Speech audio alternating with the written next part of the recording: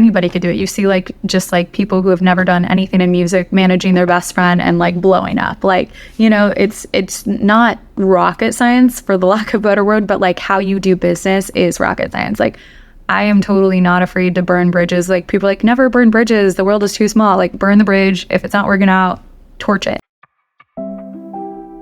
Being a manager in the music industry is no simple thing. Luckily, we have Christiana to help us understand it. She's a founder. She's based in LA. She's an expert in the Nordics. She's going to help you understand a bit more what it takes to be a manager. Hey guys, and welcome to a new episode of Sound Connections. I am very blessed to have a really interesting guest today. That is Christiana from LA. Hey. Hey, thank you for being a sport and jumping on the podcast. Our relationship was actually, it's, you know, kind of recent one. So we met at Bula, which is a Norwegian music industry conference, and we were sitting together at the place that is the most wonderful to be in, together with the Finnish people. So I always love being with them, and we sort of sat on a table together and started speaking, and you have a really interesting career. I did see you at Bula briefly when you were curating a management talk. So obviously you must be a manager. Yep. I guess I am, among other things, but yes, definitely a manager. Great. And we'll sort of go into your founder's journey, because this is a part of the founder series on the podcast, talking about your journey until you came and started your venture, but also sort of what you're doing right now and how you look for the future. So that's going to be a really interesting thing. But I was also very lucky that you actually came by our offices in Stavanger, because you have a person that you work with in Stavanger. That's very random. Annette. Yes. Oh my gosh. Yeah. It was my first time in Stavanger, and I loved it. What a beautiful place you live in and work in. It's so unlike anywhere I've ever been. So really exciting to see. That's great. Well, I'm curious. You've had an interesting career, and right now you run Duelist Management, which is a really interesting thing. Before we go into your story getting into the industry, could you briefly talk about what is Duelist Management? Yeah, well, Duelist Management originally started as a management company. We were bridging the gap between the Nordics and the U.S. We kind of saw like a little bit of a gap in that people just weren't really talking to each other. A lot of people were coming over to LA and Nashville and be like, who do we connect with? How do we get involved with what's going on here? So we were kind of just like that bridge. And we also started during COVID. So there were really no people on the ground. We started our company literally a month before COVID. It ended up being, you know, a good place to be that kind of like middle person. It's definitely evolved since then, but that's kind of how we started. Yeah, makes sense. And what is your connection to the Nordics? You know, that's a really interesting question. I started working with the Nordics through a group called Share Music Group.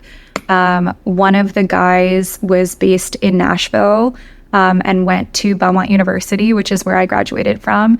And another guy was based in Los Angeles, who also went to Belmont at one point. And then one guy was based in Asker, Norway, outside of Oslo. And I was like, who are these three people putting on conferences, doing things in Oslo or outside of Oslo? And why am I not involved? Like Nashville, LA, Oslo, like I need to be involved.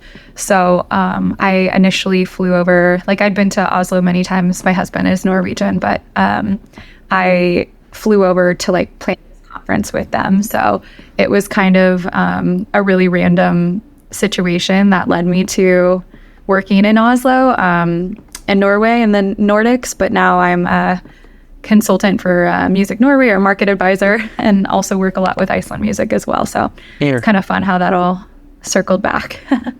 Yeah, that's a really interesting positioning as well. Like you have a company based out like Skidity that and then you also have this very cool role in Music Norway as being market advisor. So well done on that. Hopefully that also brings a lot of business. But what's your story? Like, did you do music as a young kid? How did you get into the industry? Yeah, well, randomly enough, my whole family was in music growing up. My dad is a songwriter. My uncle is a songwriter. He was married to the late Donna Summer, who was like a disco queen back in the 70s. My cousins are in bands. My whole family is like musical. My mom was an agent for many years, a talent agent. So my whole family is kind of like in the business in some capacity. And I always kind of knew that I wanted to be on the business side. Like I enjoyed singing and performing when I was a kid, but as far as like wanting to do that professionally, it was definitely, I kind of wanted to be more in control of how the outcome would be. So right. Ever since I was like 16, I was like volunteering at music festivals in Nashville. I grew up in Nashville. I only wanted to go to Belmont University where they had a music business program, which coincidentally I didn't even join. I was a communications major, but just being around music and being part of it is really what I wanted. And then, when I was a sophomore in college, I was able to start working at Universal Music Group in Nashville as an intern, and then got hired by headquarters as like a college rep, which was like a great way to get my foot in the door. Like I was working on The Weekend, and I was like handing out, Luke Bryan cups at, Palm Springs and all through Florida. Like it was just fun. So I was able to do like a lot at a super young age and have all these like huge artists that I was working with. I was able to go to LA a lot and meet with headquarters here in Santa Monica. And it was just like a really good way to get my foot in the door. And I kind of got a taste of like what it was like behind the scenes instead of being on the creator side. And I really enjoyed that. So yeah, that's kind of how I got my foot in the door a little bit. I'm a bit curious because, when looking at statistics for this podcast, most of the listeners are from the Nordics or Europe.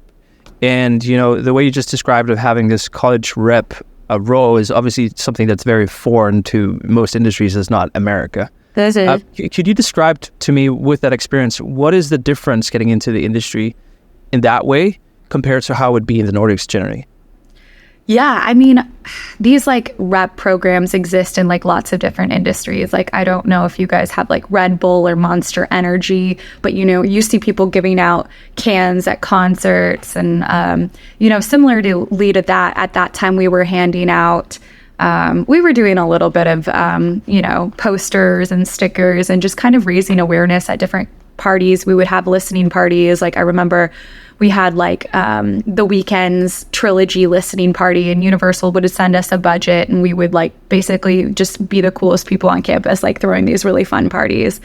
And yeah, I don't know if that exists in the Nordics at all. I feel like, I will say like people I know who work in the business in the Nordics are a lot younger, but you guys just don't have the same college kind of like campus and experience that we have. So I don't know if that would even be a job that would be like feasible there, because there wouldn't be like these huge extracurricular activities and like sororities and football games and things like that to like market towards. So I think that there is pretty much a big dichotomy there. But I mean, interning is still a thing, and like this was a paid position. It wasn't an intern role, but there is experience where you could gain from interning.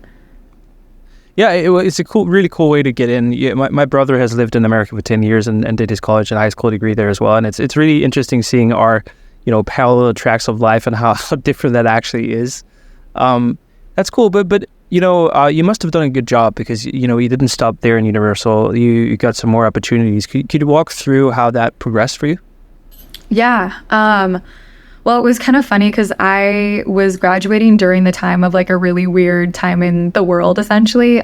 Universal was also going through a merger with EMI, which was another major record label. So Universal and EMI's department kind of combined, which meant they let a lot of people go and like a lot of things kind of switched around. So I had a lot of responsibility in like the digital front through my internship. So I was like interning part-time and I was working part-time, which kind of, and then going to school full-time. So was kind of a lot, but it was fun. But I did think I got a little bit more responsibility on the digital front. I think they called it new media at the time. So I was helping out with that. And then similarly, I just wanted to be in LA. I don't know why. I'd grown up in Nashville. I was kind of like a little bit jaded from working with country music artists. I wanted to work with other genres. And at that time, like Nashville just didn't have a lot other genres going on. It was just primarily country. So I moved out to Los Angeles and like did not have a job with Universal. Like after I graduated college, like my internship ended and my college rep job ended. And they were like, yeah, just come out to LA. Like, you know, well, you could interview, like you already have a foot in the door. So like you could interview for new roles and blah, blah, blah. So I move out to LA. I'm like, oh, Universal's 100% gonna hire me. Like, why would they not? Like, you know, whatever. So cocky as like a kid. And, you know, I was like 20, 21, like moving out. So I'd been working for them since I was 19. And then there were 2 months where I was just like, what am I doing with my life? I just moved across the world and like Universal's on a hiring freeze. Like, what am I gonna do? And I took just like any and every interview. And I ended up with like the best fit being a man named Adam Zelinka. He was the SVP of consumer sales and marketing for Universal Distribution, which was like the central hub. So I got like this kind of like assistant job of a lifetime being his assistant, which was amazing.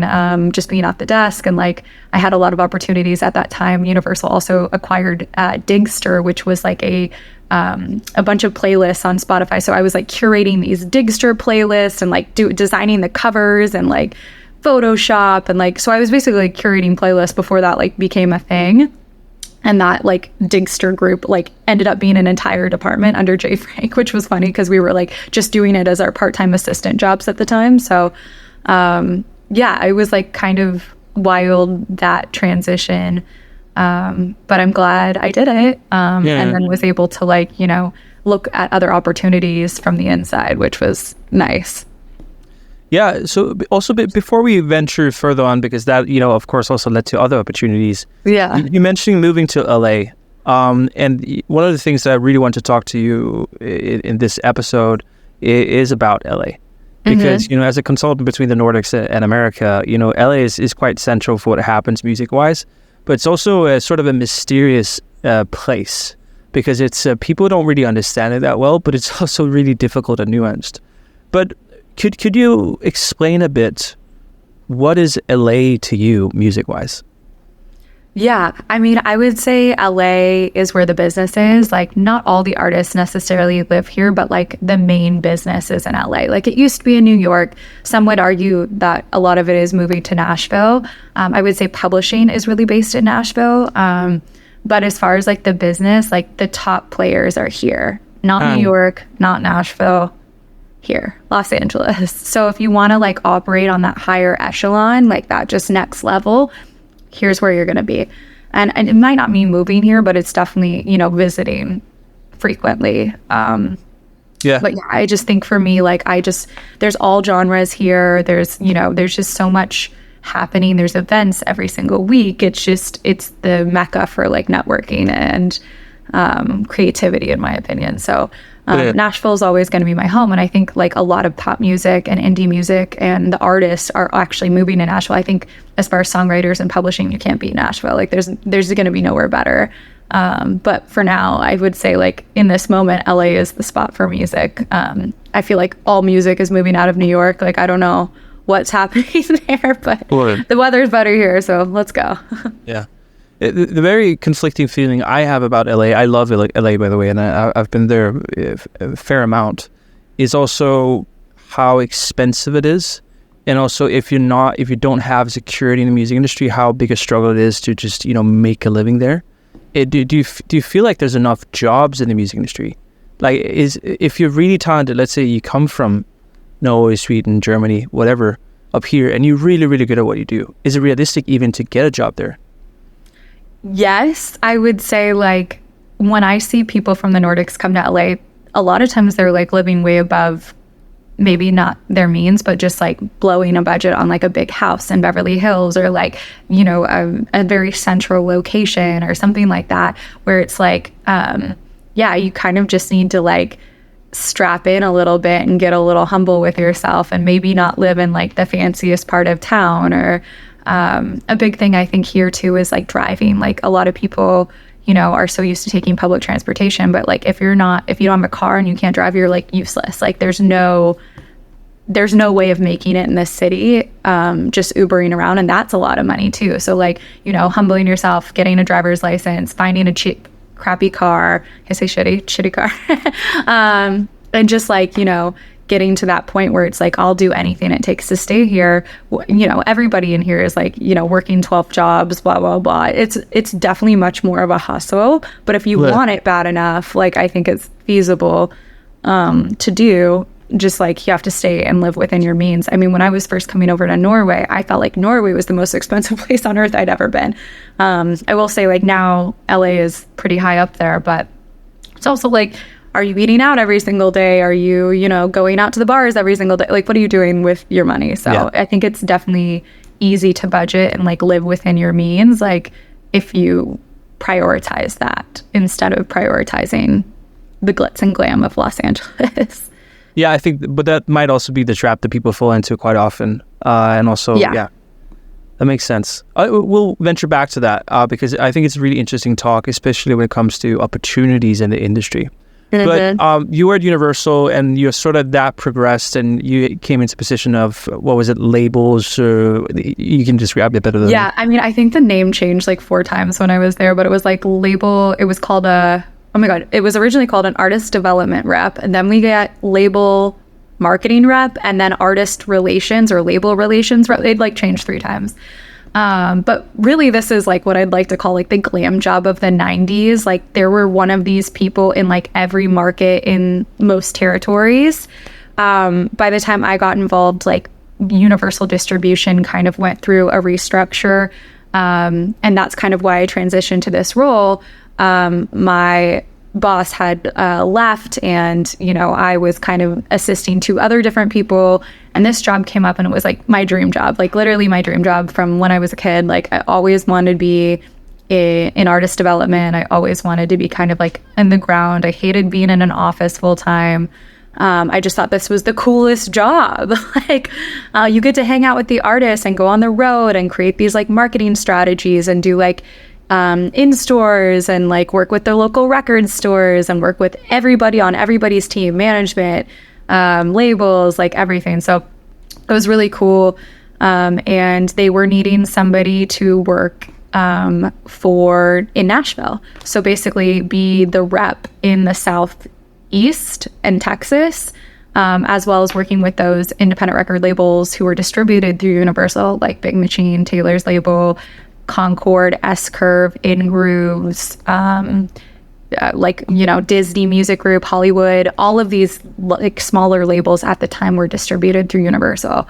So I was kind of like sent back to Nashville to be that like liaison between Universal and these smaller labels, which meant like my big client working with Taylor Swift, which was really cool, and Maddie and Tay, and just like all these amazing artists. To have like a piece in that story was like really, really awesome. So, but that meant being not exiled, but like sent back to Nashville. So I like just got to LA. I'd been there about a year, and I was like, but then this like incredible job opportunity opened up, and I was like 22, 23, and it was like, I cannot like not take this amazing job. So I like left LA and like was back in Nashville again. But it's always kind of nice to be the big fish in the little city at the time. Like Nashville wasn't what it was right now. Like it was just such a small city, and like I was like, able to go to all the concerts and the red carpets. And like, at that time that was really, you're 23, like that's so fun. Like, I mean, it's still fun, but like, it was really fun when you're, 23 with a corporate card. It was great. So, really good times, but a lot of work. And we were like also assigned to like, as there used to be one person in every little, I don't know, district or just area, like, we were down to like, I think 4 people, like divided in 4 working on all parts of the country. So it was a little bit more intense, but fun. Well, that's a unique opportunity. Wow. And, that also gave you some opportunities more and you moved into Concord before you started your own company. Could you explain briefly about what you did at Concord? Yeah. I mean, at the time I was, dealing with some mental health and like health issues after, being under a lot of stress, to be honest, working with some hard people. And, I just kind of needed to be in a more 9 to 5, for lack of a better word, like situation. I really wanted to learn more about project management. As I mentioned before, my aunt was Donna Summer. So like being able to work in catalog was really exciting. And I learned a lot about, audiophile quality vinyl and like reissues. I worked with like REM and Taking Back Sunday and CCR and Joni Mitchell and James Taylor and like all these like classic people that I had grown up listening to. I was like project managing their releases. So like that was crazy to me. Yeah.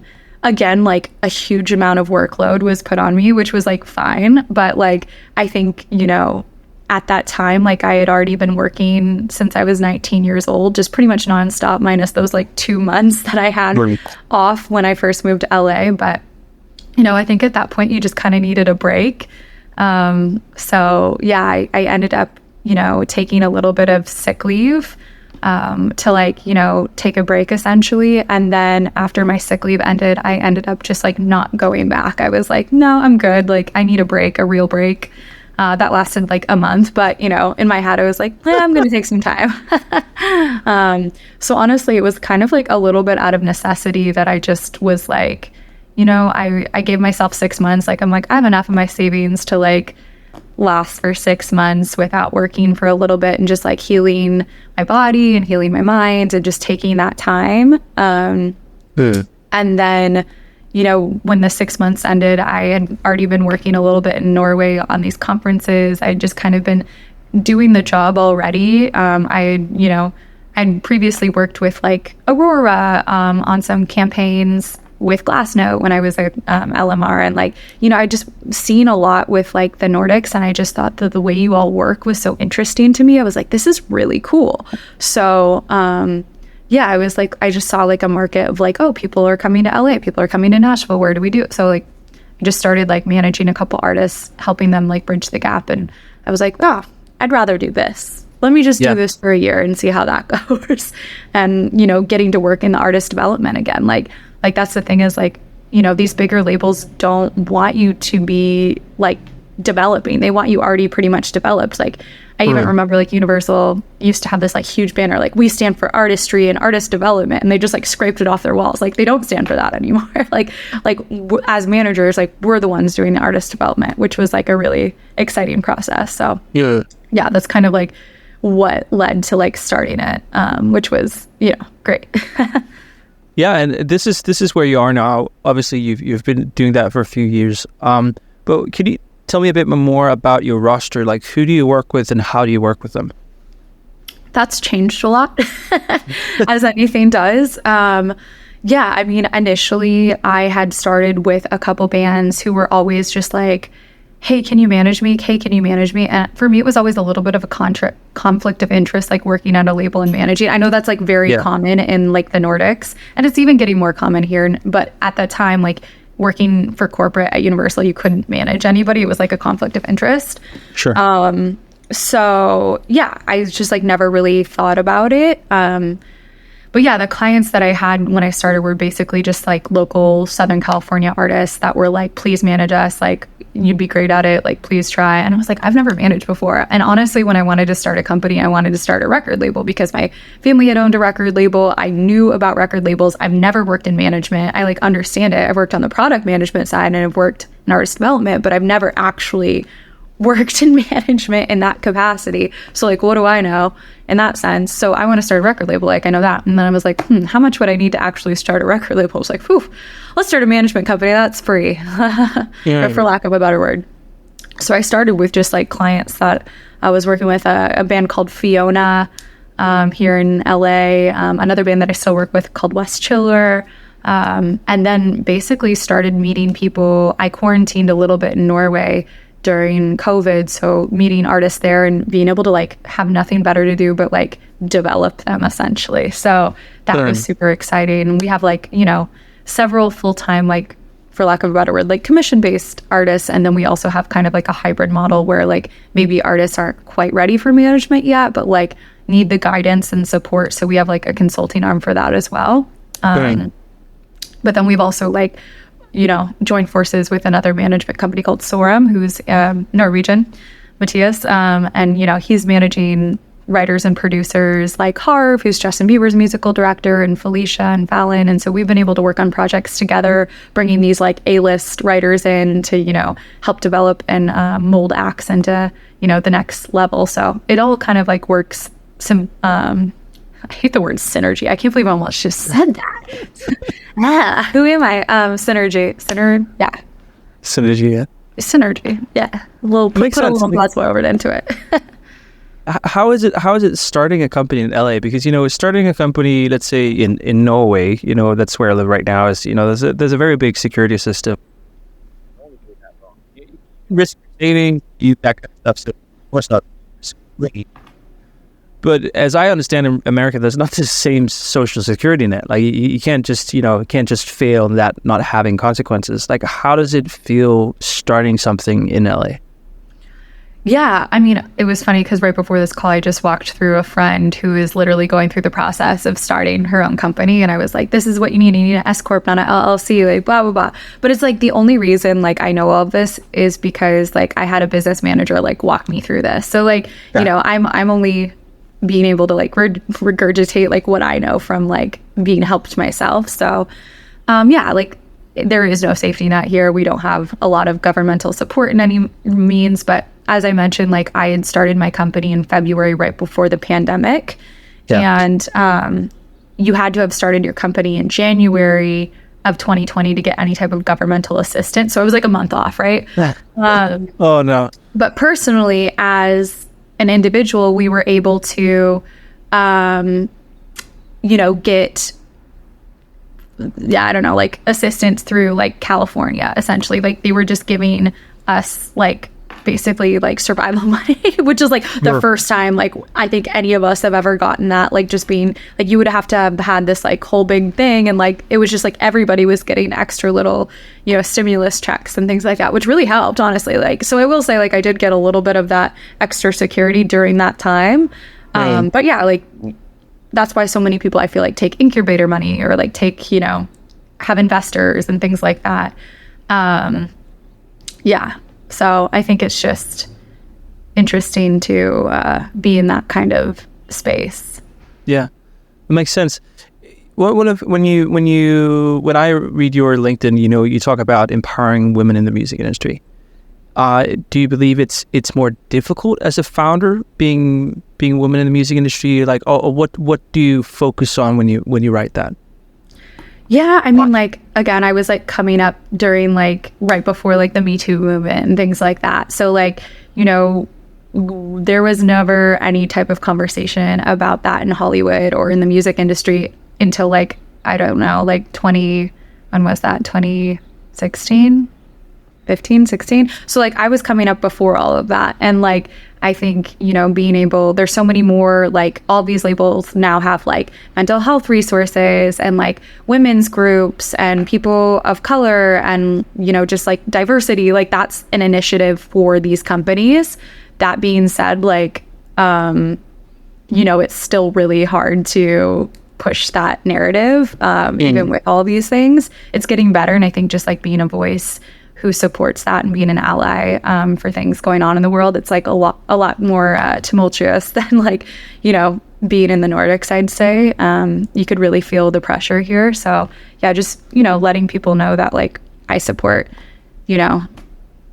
marginalized people, essentially. Not saying that all women are marginalized, but like, yeah, we're like the minority, like, especially when I go into a meeting room, I'm usually the only female. I'm definitely the only person, like if there's anybody as a person of color, like they are the minority even more so. But like as a woman, I'm usually like the only one sitting at the table. So whereas I think the Nordics do a really good job of like, making sure things are balanced and equal. Yeah, but it's really interesting. I've been talking with my colleagues a lot about this, and we don't have a clear answer and reflection upon why it is. But of course, if you go to Oslo, in Norway in general, I would say there's a relatively high female representation. But even when you go back to Denmark, where I'm from, it's very male dominated, and I can only imagine other territories is even more. What's your commentary on that? Like, what's the reason that is a thing? In the U.S. or in the Nordics? Well, let's do U.S. since that's where your expertise and you're based. Yeah, I mean, I guess it's just, the male-dominated, white male-dominated space. I just feel like people weren't necessarily given a voice until very recently, and even now it's just like not any better. But I think, with just speaking out and things like that, groups like diversity groups and inclusion groups and things like that. There's like now whole conferences based around mental health in the entertainment industry. Like artists are getting support, and that's really like Do Less. Like my company was really surrounded around that as well, like mental health. Like there were so many artists that I saw like doing too much, being taken off the road because they were getting too sick. Like mental health and health in general was just not prioritized whatsoever for employees and artists. And now I feel like a lot of labels are even giving like their artists like funds to like have mental health services and things like that. Like they're doing better, but like it's still not great. So I think, in the Nordics, obviously healthcare is more available than it is here. Like my healthcare is like $600 a month, it's like very expensive. I think it's just a little bit different where the priority is. Like if you wanted like any type of mental health services or something, you'd have to like go and seek it out. Whereas like in the Nordics, I feel like those services might be a little bit more offered at companies, or at least like the ability for like sick leave. Like when I was taking sick leave, I like was not getting paid for it. Like I was working part-time and getting paid, whatever. But like if you're taking sick leave, like it's unpaid, so it's a really interesting conversation, and I hope it's okay that we dwell a bit on it. Personally, my experience is I've never been good around like girls when I grew up or anything. Like I've been like, if I had any friends, well, that sounds sad, but if I had any friends, there's a few select guys. And that also, when I got into the music industry, looking around me, I didn't really myself have the focus on, let's call it inclusion of the other gender. I was just like, I'll work with my friends, and those friends tend to be guys. But what I've also realized now when my company has grown larger is, we've hired females, and at least in my experience, they tend to work fundamentally different, especially when they're young compared to young men. So young women and young men work very differently as a generalization, which is just really, really interesting. My question is, that was a sort of a preemptive to my question, is the reaction from the American music industry, was that a realization of what are we missing out on? Or was it more of like, we need to fix this because it looks wrong? It's probably, we need to fix this because it looks wrong. Like people are getting like people are reporting things, and like, we have to do whatever's trending. So that's why like speaking out about stuff, it actually helps, I feel like, because then they're like, oh, what are we missing out on? Oh, we have to like, people are going to, the artists are in the power position now. Like the labels and stuff are definitely not anymore. So like, it's definitely an interesting time to be. Could you elaborate on that? Because, that's something I really observe as well. You say the label's power position is dwindling compared to how much the artists have influence on us. Say, could you talk more about that?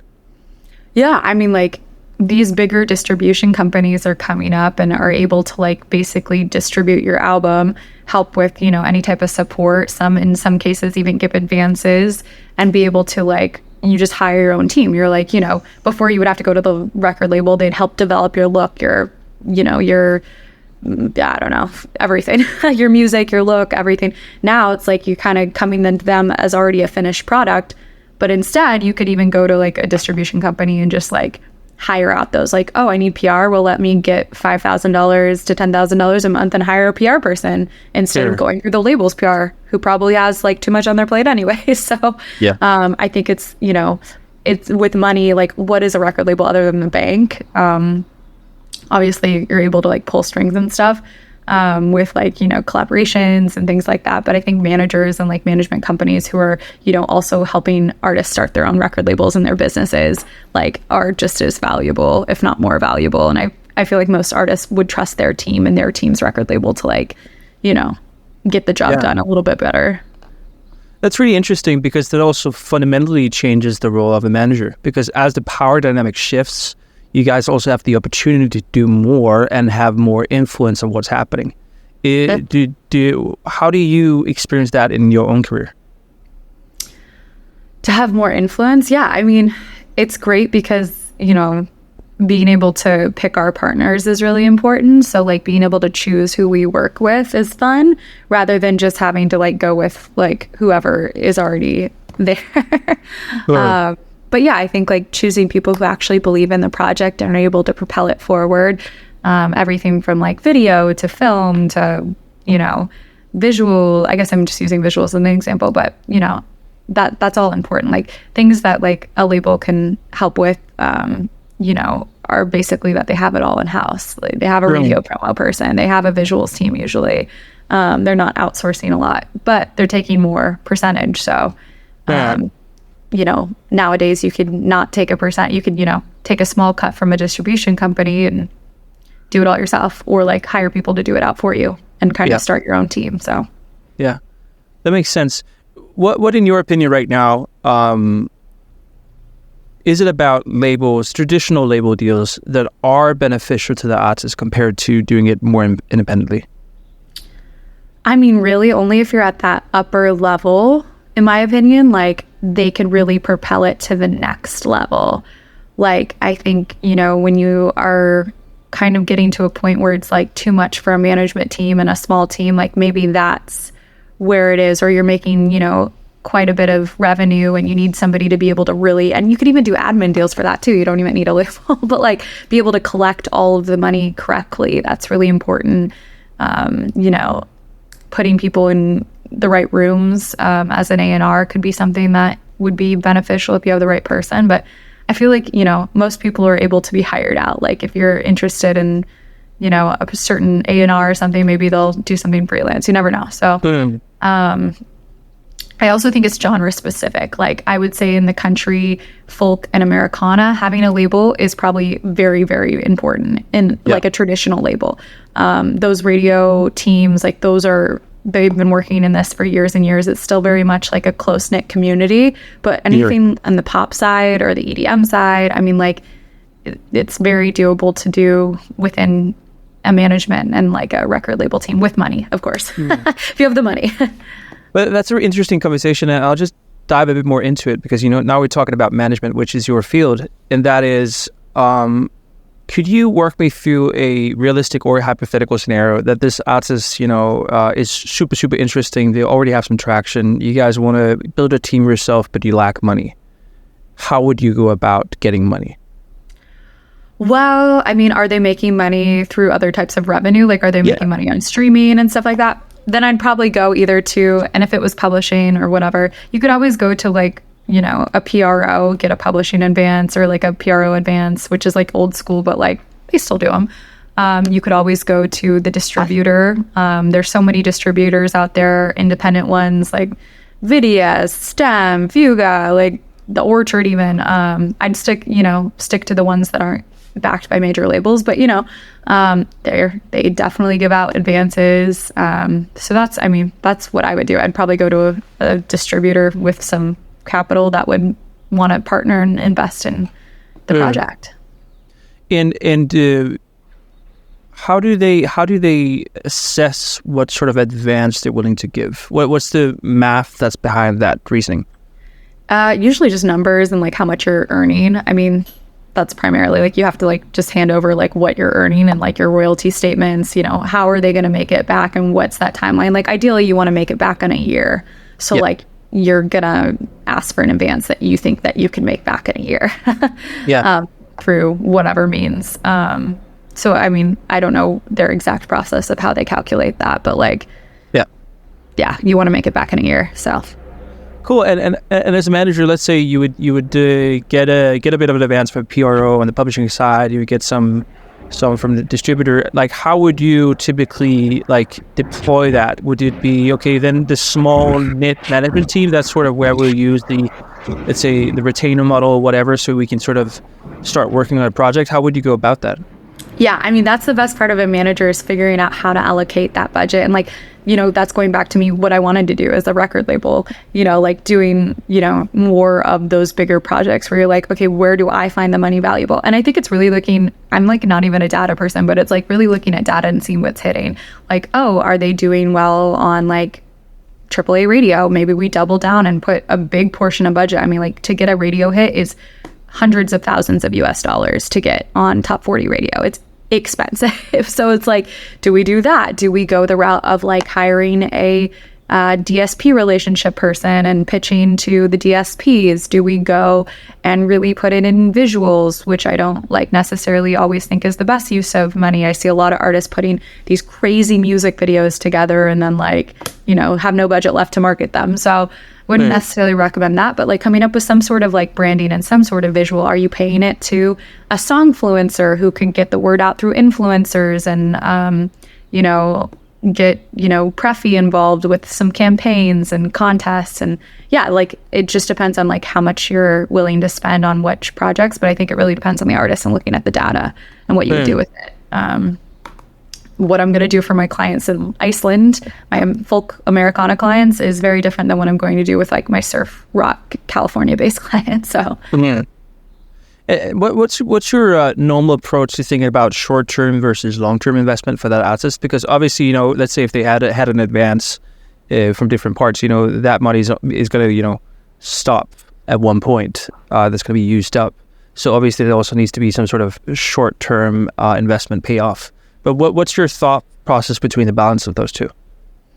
Yeah, I mean, like for me, it's like time is money, right? So from an artist development side, like there's plenty of ways, like revenue makers that like you might not necessarily think of. Like we do a lot in the sync space. Like, you know, maybe an artist doesn't have to be known to do well on sync, like on TV, film, advertising. So that's like a huge money maker. Some of these ad spots, you know, can go up to $100,000 for 30 seconds, whatever it is, you know.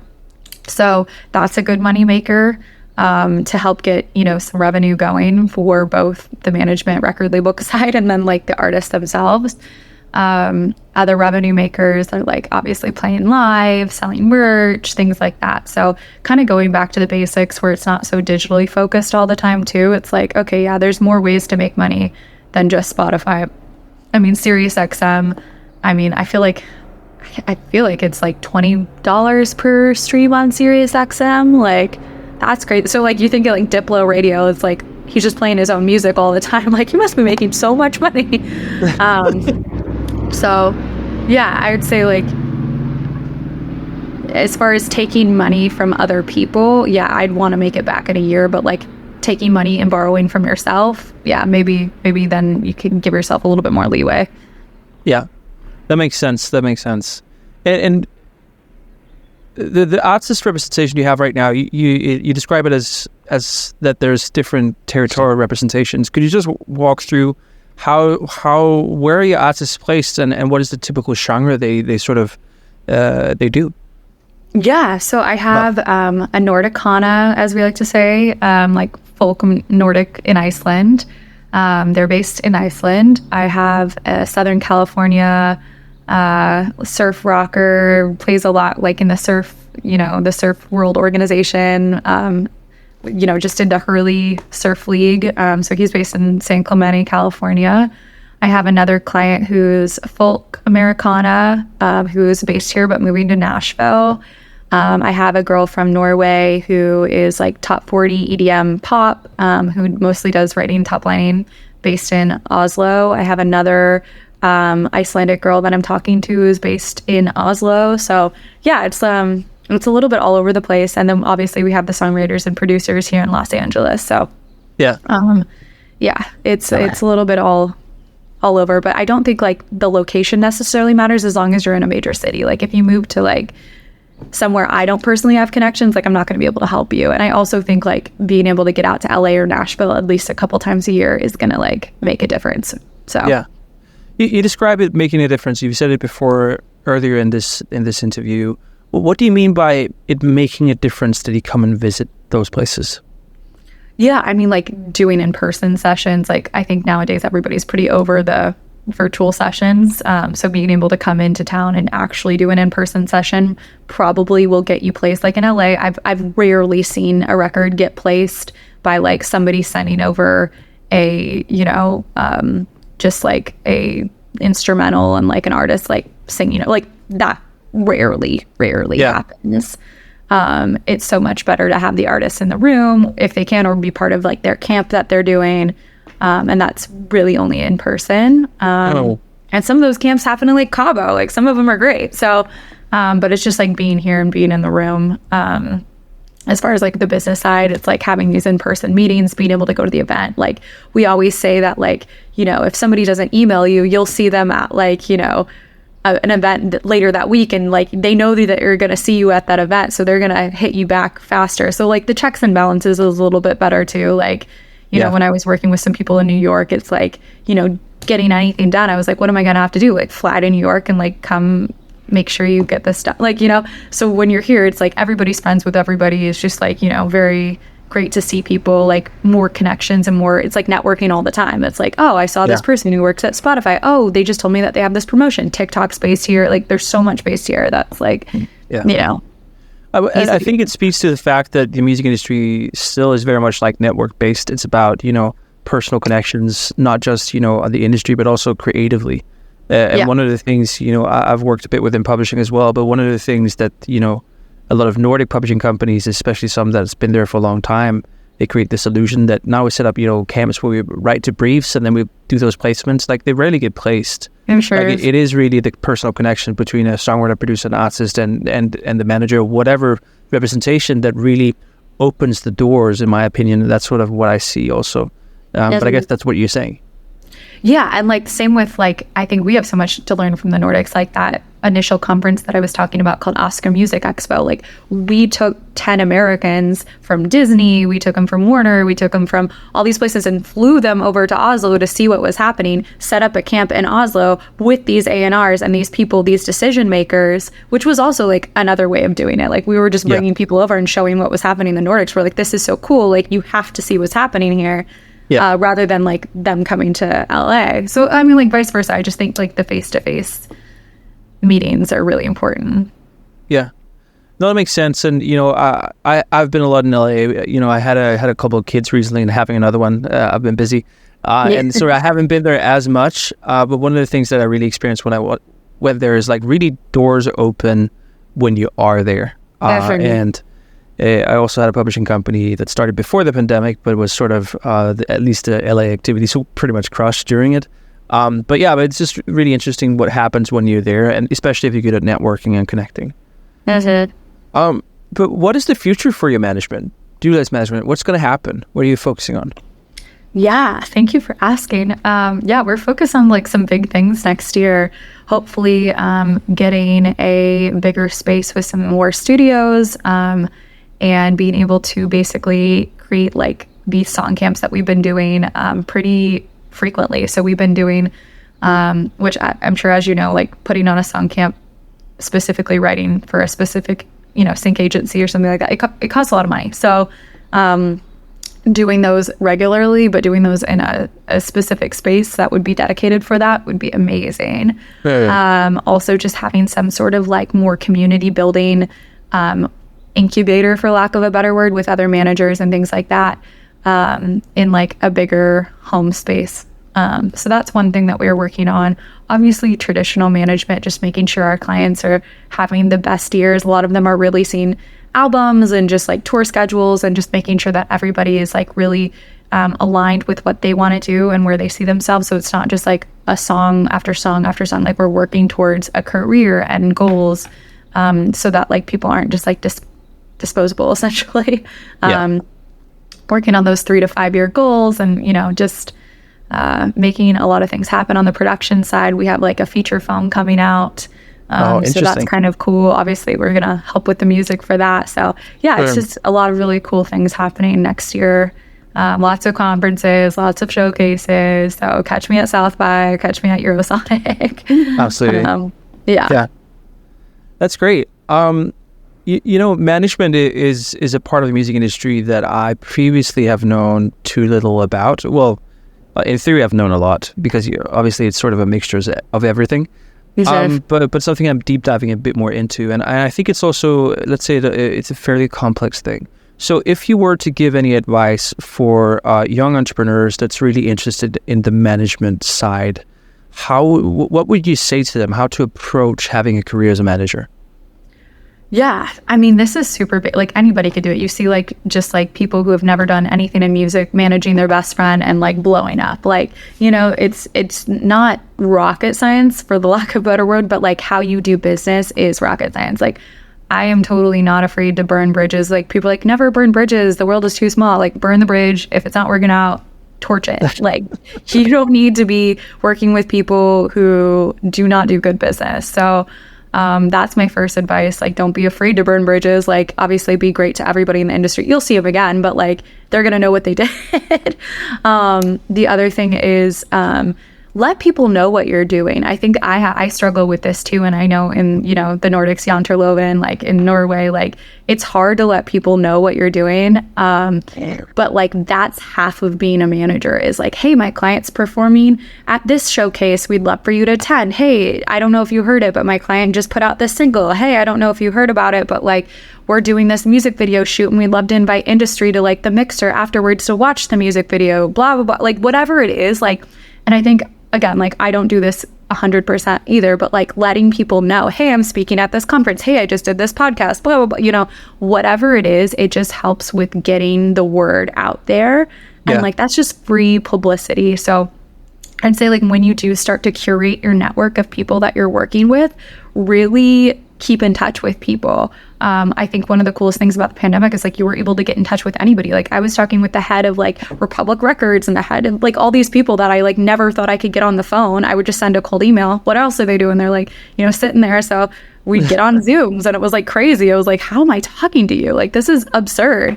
But I still think people are in that mentality of like, if you come at it from a learning perspective, like even when I need something, I come out of it like, hey, I'd love to get your advice. Hey, I'd love to, this is what I'm thinking, but I'd love to get a second opinion on it.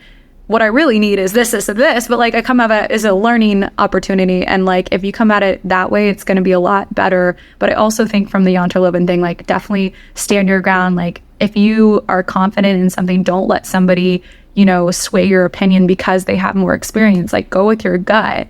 Half the time it's right.